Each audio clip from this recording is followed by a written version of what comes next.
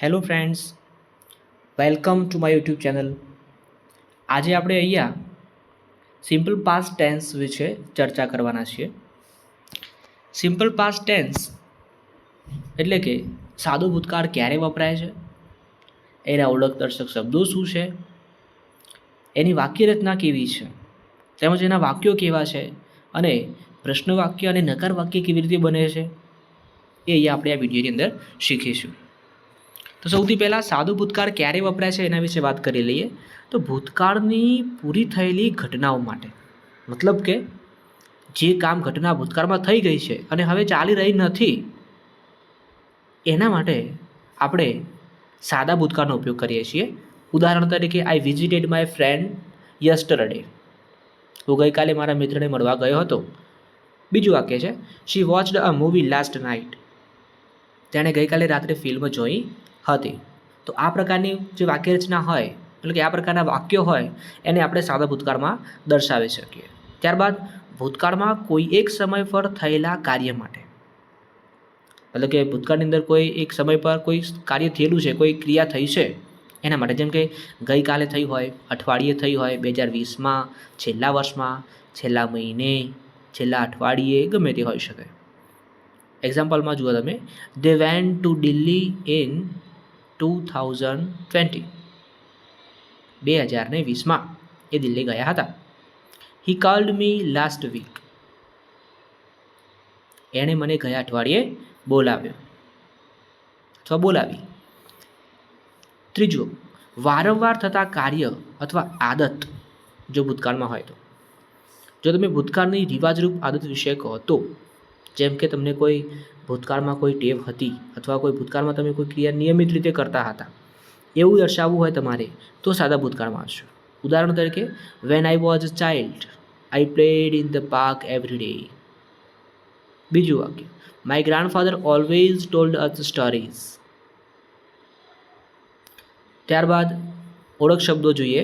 સાદા ભૂતકાળના ઓળખ શબ્દો શું છે? તો yesterday, last night, last week, last month, last year. અહીંયા લાસ્ટ મંથ લખેલું નથી, પણ લાસ્ટ મંથ અંદર આવી જાય છે. ઇન 2010, ઇન માર્ચ, આવા કોઈ દિવસો, મતલબ કે કોઈ મહિનો હોય અથવા કોઈ વર્ષ હોય. 2 days એગો, એગો શબ્દ વાપરી અને પછી મૂકેલું હોય. તો આ પ્રકારના ઓળખદર્શક શબ્દો છે, અને આવી પરિસ્થિતિની અંદર આવા વાક્યો જે હોય, ક્રિયાઓ થયેલી હોય, તો ત્યાં આપણે સાદો ભૂતકાળ વાપરી શકીએ છીએ. હવે સાદો ભૂતકાળ કઈ રીતે એની વાક્ય રચના છે, એનું વાક્ય કેવું બને છે એ સમજીએ. તો સૌથી પહેલાં એનું સૂત્ર જુઓ. કર્તા પ્લસ ક્રિયાપદનું ભૂતકાળનું રૂપ પ્લસ કર્મ પ્લસ અન્ય શબ્દો. કર્તા કોને કહેવાય? તો વાક્યમાં જે ક્રિયાનું કરનાર હોય એને કર્તા કહીએ છીએ. જે ક્રિયા થઈ હતી અથવા થઈ રહી છે એને આપણે ક્રિયા કહીએ છીએ. અને કર્મ એ કોઈ વસ્તુ અથવા પદાર્થની નામ હોઈ શકે. અને અન્ય શબ્દની અંદર વધારાના શબ્દો આવે છે. હવે આ સૂત્ર તમને નોંધમાં આપ્યું છે કે ભાઈ સાદા વિધાનમાં આ વાક્ય રચના લાગુ પડે છે. આ વાક્ય રચના ફક્ત સાદા વિધાન હશે, સાદું વિધાન હશે તો જ લાગુ પડશે. બીજા વિધાનની અંદર નકાર વાક્ય અને પ્રશ્ન વાક્ય માટે અલગ સૂત્ર આપેલું છે. ચલો નેક્સ્ટ. હવે આપણે ઉદાહરણ જોઈએ કે આ કર્તા પ્લસ ક્રિયાપદનું ભૂતકાળનું રૂપ અને કર્મ અને અન્ય શબ્દો, આ ટાઈપનું વાક્ય ક્યાં છે, કેવા છે. અહીંયા તમારે ખાસ ક્રિયાપદનું ભૂતકાળના રૂપો આવડતા હોવા જરૂરી છે. ચાલો, અહીંયા તમારી સામે એક કર્તા વિભક્તિનું કોષ્ટક છે. તમામ કર્તા વિભક્તિના સર્વનામો સાથે ક્રિયાપદ કઈ રીતે મૂકવાનું છે એને એ સમજ આપેલી છે. જેમ કે આઈ પ્લેડ, વાક્યને તમે લાંબુ કરી શકો છો. આઈ played a cricket in last night અથવા લાસ્ટ ડે, યસ્ટરડે, એવા શબ્દો તમે મૂકી શકો છો. વી પ્લેડ, યુ પ્લેડ, બીજામાં પણ you played, he played, she played, it played, they played. અહીંયા જો તમારે ધ્યાન આપવાની વાત એ છે કે પ્લેડ મતલબ કે V2નું રૂપ છે. શું છે? V2નું રૂપ. આ પ્લે ક્રિયાપદ જે છે, પ્લે ક્રિયાપદ, એનું ભૂતકાળનું રૂપ છે પ્લેડ.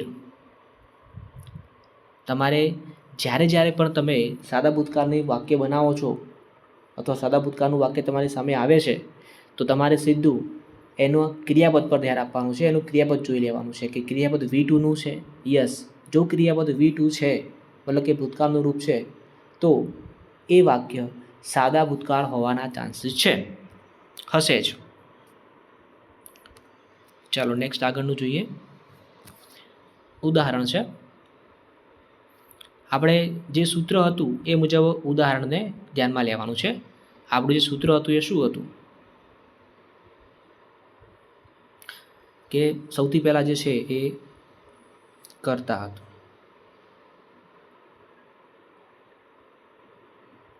સૌથી પહેલાં શું હતું? કર્તા.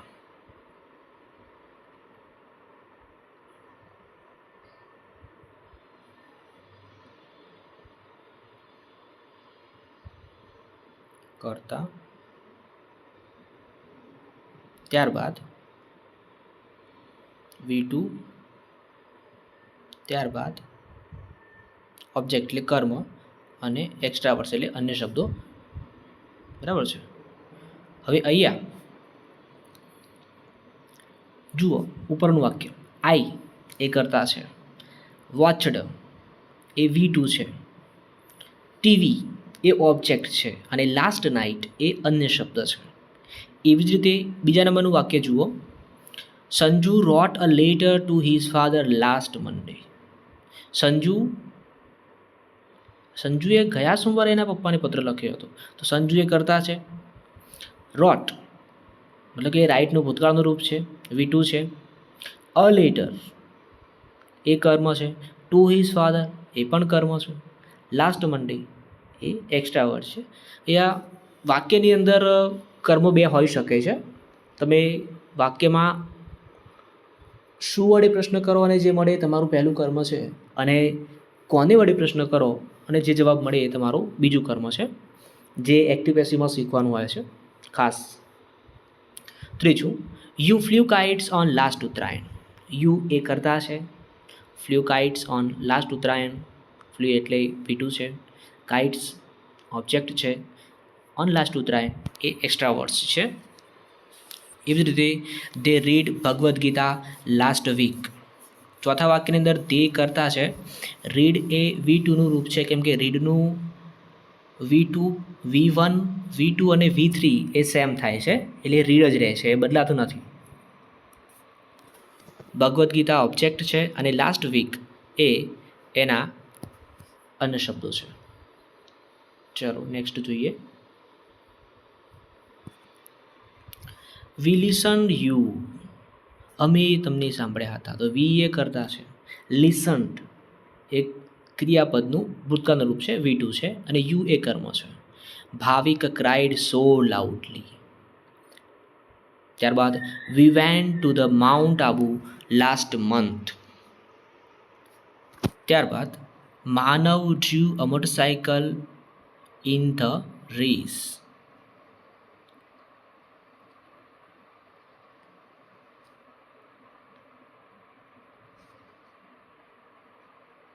નેક્સ્ટ.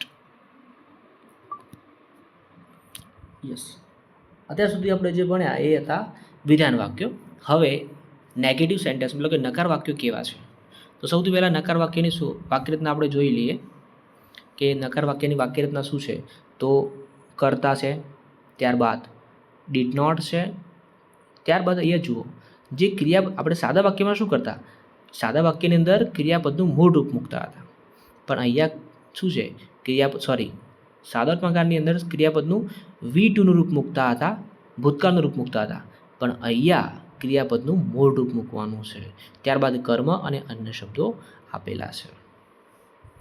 ચલો જોઈએ વાક્ય રચના એની. I did not play with my cousin.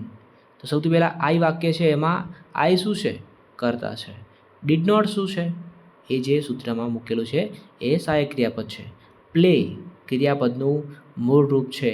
ખરેખર જો સાદું વાક્ય હોત તો આ વાક્ય કેવું હોત, આઈ પ્લેડ વિથ માય કઝિન, પણ અહીંયા નકાર વાક્ય છે એટલે આપણે શું કરીએ છીએ, I did not play with my cousin. Okay. બીજું વાક્ય, Sahil did not repair his car. તો અહીંયા પણ રિપેર એ ક્રિયાપદનું કેવું રૂપ છે? મૂળ રૂપ છે.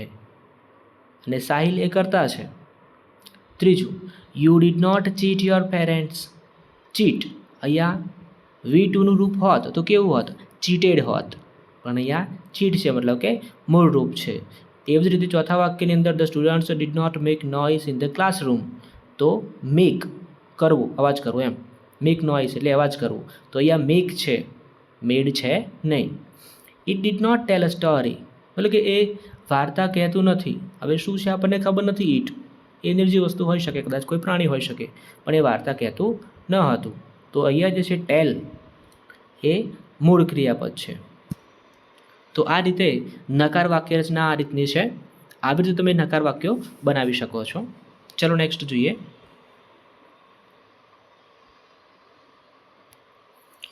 ઇન્ટરોગેટિવ સેન્ટેન્સ, પ્રશ્ન વાક્ય. પ્રશ્નાર્થ વાક્ય કેવું હોય? તો દરેક કાળની અંદર બે પ્રકારના પ્રશ્ન વાક્યો બને છે. એક તો જે સહાયક ક્રિયાપદથી બનતું પ્રશ્ન વાક્ય છે એ, કે જેમાં તમને યસ કે નોમાં જવાબ મળે. અને બીજું કે જે WH શબ્દથી બને છે, જેમાં તમને ડિટેલમાં જવાબ મળવાનો છે. તો બે પ્રકારના વાક્યો છે, બંને એકદમ સિમ્પલ જ છે. સાદા વાક્યની જે વાક્યરચના હતી એ મુજબ જ છે, થોડો ઘણો ખાલી એમાં ચેન્જ કરવાનું છે. તો જુઓ, સૌથી પહેલું સૂત્ર જુઓ, જે યસ કે નોમાં જવાબ મળે છે, જે સહાયક ક્રિયાપદોથી બનતું પ્રશ્ન વાક્ય છે. સૌથી પહેલાં ડીડ આવશે. સાદા ભૂતકાળમાં ડીડ આવે, એના પછી કર્તા મૂકવાનું છે, ત્યારબાદ ક્રિયાપદનું મૂળરૂપ મૂકવાનું છે. અહીંયા પણ ક્રિયાપદનું મૂળરૂપ મૂકવાનું છે. તમારે ધ્યાન આપવાનું કે જ્યાં જ્યાં પણ તમને ડીડ જોવા મળે ને, ત્યાં બોલ્યા વિના ક્રિયાપદનું મૂળરૂપ જ મૂકી દેવાનું. ત્યારબાદ કર્મ છે, અન્ય શબ્દ છે અને પ્રશ્નાર્થ ચિહ્ન છે. અહીંયા ખાસ ધ્યાન આપજો, વાક્યની અંદર તમામ વાક્યરચના સાચી હશે પણ પ્રશ્ન ચિહ્ન નહીં કર્યું હોય તો તમારું વાક્ય પ્રશ્નાર્થ વાક્ય ગણાશે નહીં, એ વિધાન વાક્ય જ ગણાશે પછી પૂર્ણ વિરામ કરેલું હશે તો. આ બાબત ખાસ ધ્યાન આપવી. બીજું સૂરત જુઓ, WH શબ્દ છે, ત્યારબાદ ડીડ, પછી કર્તા, પછી ક્રિયાપદનું મૂળરૂપ, કર્મ અને અન્ય શબ્દો. અહીંયા ખાસ જોવાનું કે WH શબ્દ પછી ડીડ આવી જાય છે, મતલબ કે જે ઉપર સૂત્ર હતું એ મુજબ જ છે. વધારું શું આવ્યું? બસ WH શબ્દ વધારાનો આવ્યો. આ પહેલું સૂત્ર તમે જોઈ શકો. આ સૂત્રની અંદર જે છે એ જેવા વાક્યરચના છે સેમ એ જ વાક્યરચના બીજા સૂત્રમાં છે, પણ અહીંયા તમને ડીડ જે છે એ WH શબ્દ જે છે વધારાનો જોવા મળશે. વાક્ય જુઓ, did I play with my cousin. A did છે. સૌથી પહેલું ઉપરનું વાક્ય છે. જુઓ, આ ઉપરવાળું જે હા કે નામાં જવાબ મળે. Did I play with my cousin?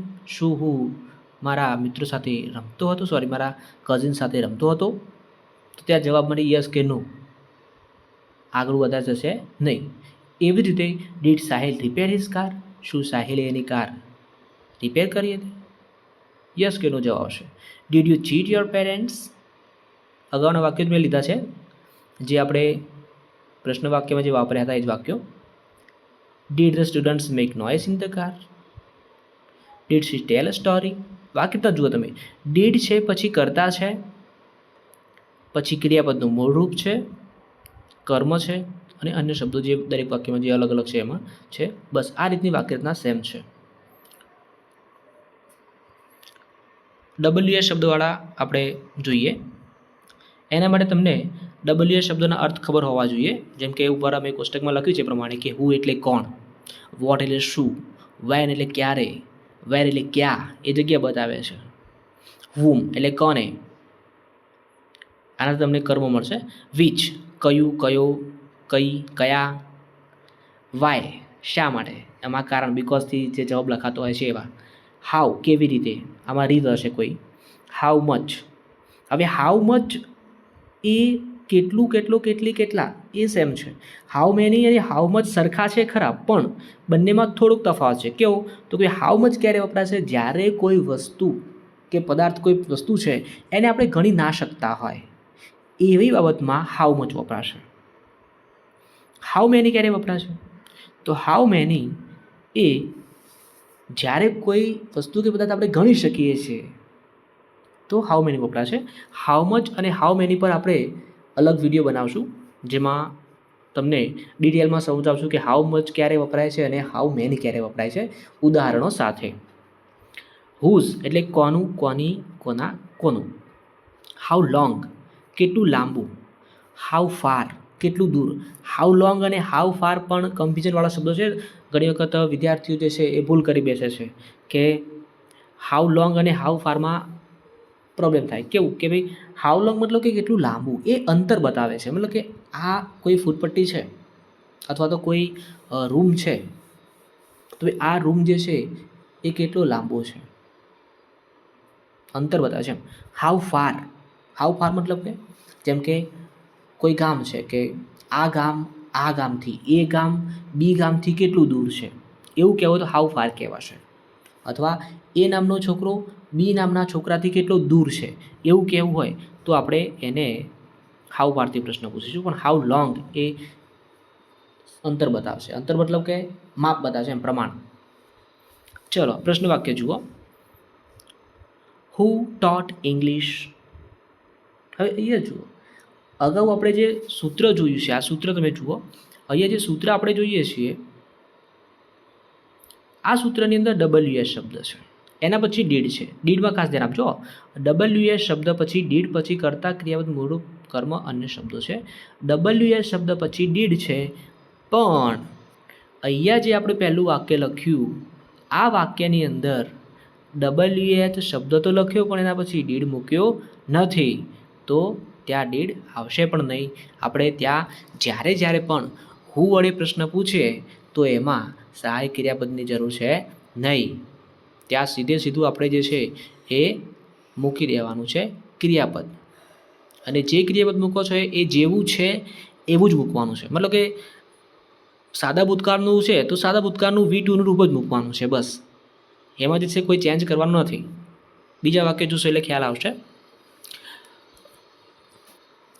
Who ટોટ English, એક વાક્ય. બીજું વાક્ય, વેન ડીડ યુ પ્લે. તમે ક્યારે રમતા હતા, તો વેન પછી ડીડ મૂક્યું, મતલબ કે એ સૂત્ર મુજબ આવી ગયું. વેન પછી ડીડ મૂક્યું, પછી કરતા, પછી ક્રિયાપદ. Which subject did Rajeshbhai teach. Which subject, હવે વિચ સાથે સબ્જેક્ટ લીધું, તો જ્યારે પણ તમે વિચ શબ્દ લો છો તો એની સાથે જો કોઈ નામ છે, એટલે કે વિચની સાથે જે કોઈ નામ છે તો એને જોડે લઈ લેવું. એના પછી ડીડ પછી કરતા મૂકવાનું, રાજેશભાઈ. અને ટીચ એ ક્રિયાપદનું મૂળ રૂપ છે. ટીચ મતલબ કે ભણાવવું, એમ. ટીચનું ભૂતકાળનું રૂપ થાય taught. Whose pen did you take. તે કોની પેન લીધી છે, શોર્ટ લીધી હતી. હુઝ પેન, અહીંયા પણ જુઓ, હુઝ સાથે પેન શબ્દ આપેલો છે. તો વિચ અને હુઝમાં ખાસ ધ્યાન આપવાનું કે જ્યારે પણ તમે વિચ અને હુઝ વાપરો છો તો જે નામ જોડે આવે છે એને સાથે લઈ લેવાનું છે, અલગ કરવાનું નથી. સૂત્રમાં એવું નથી લખેલું પણ આપણે એને અલગ કરવાનું નથી.